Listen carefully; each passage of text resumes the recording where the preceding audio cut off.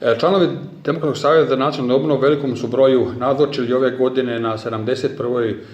komemoraciji Bleiburške tragedije, očekujući se i nadajući kako će službeni govor predsjednika Hrvatskog sabora gospodina Željka Reinera biti na tragu jednog istinskog iznošenja činjenica, dokaza i jasne poruke koja bi dala do znanja što se na Bleiburškom polju događalo. Nažalost, moramo biti iskreni i istaknuti da smo debelo i teško razočarani činjenicom da je gospodin predsjednik Hrvatskog sabora koncipirao govor kao da se obraćao međunarodnoj zajednici, Aleksandru Vulinu iz Beograda i Miloradu Pupovcu koji je u isto vrijeme bio na Petrovoj gori, osuđujući sve one koji se našli na Bleiburškom polju.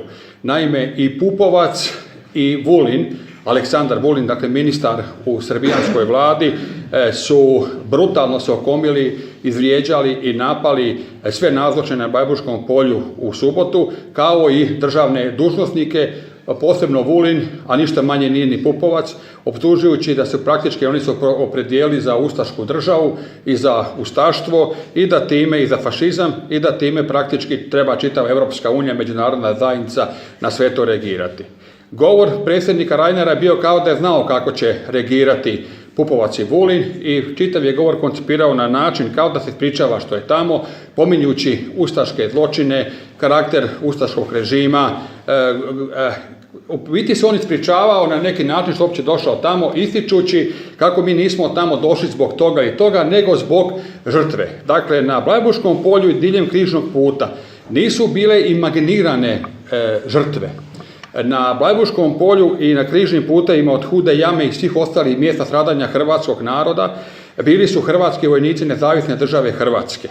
Dakle, onaj kome smeta pomen na nezavisnu državu Hrvatsku, kome smeta pomen na hrvatske vojnike, taj nema šta raditi na Bleiburgu. Na Bleiburg dolaze oni koji davaju počast hrvatskim vojnicima, jer ako smetaju ti vojnici koji su dali život za hrvatsku državu, onda smetaju i hrvatski vojnici i Domovinskog rata. Konačno u današnjim hrvatskim udžbenicima, kada govori se o Hrvatskoj oluji, govori se u kontekstu velike hrvatske pobjede, ali i incidenata i zločina koji se dogodili tijekom oluje i koji se osuđuju.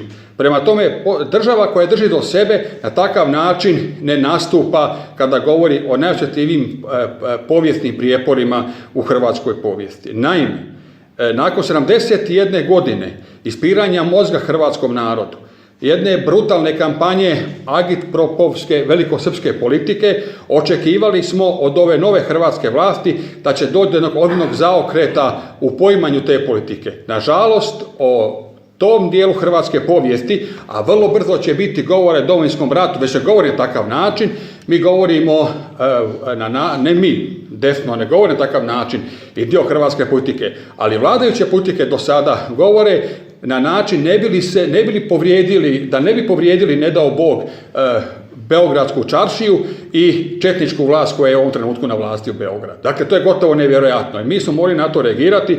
Smatramo da akademik Reiner, od onog akademika koji je na svom inauguracijskom govoru kazao da treba vratiti naziv Hrvatski državni sabor, vrlo brzo je prešao put od takve jedne izjave do toga da održi nepriličan i nedoličan govor na Bleiburgu, a onda kao vrhunac toga, što nisam mislio da ću morati spomenuti, njegova izjava vezana studentima u Mostaru jučer prekjuče kada je odgovarao na pitanje hrvatskih studenata u Mostaru, što misli o trećem entitetu, rekao, ma nije toliko bitan treći entitet koliko je bitna ekonomski napredak. Pa to je da čovjek se pita kako može neko ko predstavlja najviše zakonodavno tijelo, predsjedničko tijelo hrvatskog naroda na takav način govoriti Hrvatima Bosne i Hercegovine.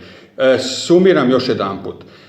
Smatramo govor predsjednika Sabora gospodina Reinera na Bleiburgu promašenim.